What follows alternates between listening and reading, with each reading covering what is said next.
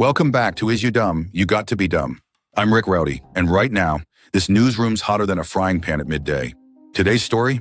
Domestic violence dragged out from behind closed doors and paraded across social media like it's a talent show nobody signed up for.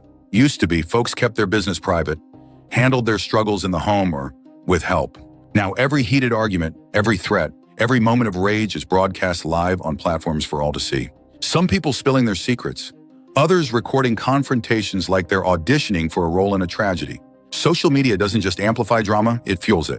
The more views, the more likes, the more the situation spirals out of control. I've seen cases where a fight starts in the kitchen and ends with police at the door, all while strangers comment and share, turning real pain into viral entertainment. People are losing their lives while perpetrators seem to think a phone in hand means no consequences. It's cowardly committing violence, running, and hoping a digital trail somehow vanishes. Deep down, they know it won't. Tragedy plays out for everyone, and the accused is left with nowhere to hide. Social media ought to connect us, maybe even help. But when it becomes a stage for destruction, all it does is amplify misery and spread pain farther than ever before.